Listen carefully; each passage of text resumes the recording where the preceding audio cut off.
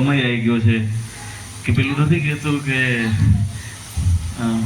સોટી વાગે ચમચમ ને વિદ્યા આવે, એટલે હવે એવો સમય આવી ગયો છે. હવે એવી હિન્દુઓને જે તકલીફો પડશે ને, એટલે હિન્દુની પાસે બે જ રસ્તા હશે. કાં તો એને કટ્ટરવાદી હિન્દુ પોતાના ધર્મને અપનાવી જ્ઞાન લઈ અને સમાજની, પોતાની, પરિવારની ને રાષ્ટ્રની રક્ષા કરવી પડશે, કાં તો પછી મોત.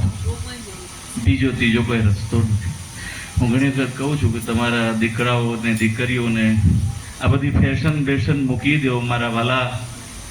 હું એવું નથી કહેતો, આ કંઈ ભગત નથી, હું માઇક નાથું મારે પકડવું આજે, પણ હું તમને એવું કહેવા આવ્યો છું કે ઘણા સમયથી એના માતા પિતા અહીંયા મળવા માટે મને ફોન કરતા, પણ આપણને ખબર ને કે હમણાં તો બહુ રેલીઓ ચાલી. બાપુ ક્યાં? તો કે રેલીમાં. બાપુ તો રેલીમાં. અને રેલીમાં એક દિવસ આ પરમાત્મા મારા રથ ઉપર આવ્યા અને તુલસીદાસ રચી તેણે જ્યારે મને સંભળાવી ત્યારે મને એમ થઈ ગયું કે હું કશું જ નથી, ખાલી મેં આ કપડાં પહેર્યા છે, દેખાડું કર્યો છે, આ બધી માળાઓ બાળાઓ પહેરીને, અને એણે જે મને પ્રભુનું ગુણ હવે સંસ્કૃતમાં, મોટી વાત એટલી કહેવાની કે એના માતા પિતા એક મીડિયમ આપણા જેવા પરિવારમાંથી આવે છે. આની ઉંમર તમે બધા જાણતા હશો, હમણાં બાપુએ કહ્યું પ્રમાણે. એટલે એના માતા પિતા ખાલી એને સંસ્કૃત કે ભજન એવું બધું નથી શીખવાડી રહ્યા. તમે બધા એના યુટ્યુબ, વોટ્સઅપ, ફેસબુક જે કંઈ હોય તમે ચેક કરજો. એની જોડે એમના પરિવાર સાથે સંબંધ બાંધી જાણવાની કોશિશ કરજો કે આ દીકરો કયા ઇંગ્લિશ મીડિયમમાં ભણે છે અને કેટલા પર્સન્ટેજથી એ પાસ થઈને આવે છે. કારણ કે ત્યાં તો સ્કૂલમાં તો કંઈ જટાકટાવી ગઝલ જ નથી ચાલતું. ધેટ મીન્સ સાબિત થાય છે કે માતા પિતા એના દીકરાને પૂર્ણ પુરુષોત્તમ બનાવવાની કોશિશ કરી રહ્યા છે. આવા જેના માતા પિતા હોય, સૌ પ્રથમ એવા માતા પિતાના શ્રી ચરણોમાં મારા કરોડો દંડવત છે. ધન્ય છીએ અમે.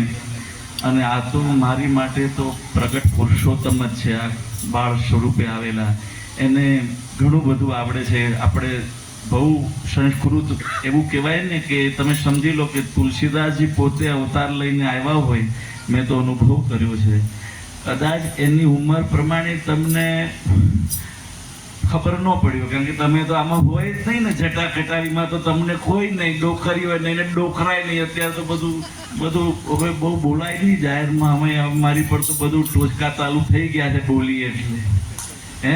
પણ એ તો જેને ખબર પડતી હોય, જટાકટા હસમ રમમ રમમ નીલ પનીર જરી વિલોલ વીજી બલરી વિરાજમાન મૂર્ધની ટકા ટકા ટકા ટકા ટકા ટકા લટ પાવકે કિશોર ચંદ્રશેખરે રતિ પ્રતિક્ષણ. એટલે એને ખબર પડી જાય કે આ કયો શ્લોક બોલ્યો. પણ પેલામાં હોય ફેશનમાં એને ન ખબર પડે. હું એવું નથી કહેવા માંગતો કે તમે તમારા દીકરા દીકરીઓને ભગત બનાવી દો.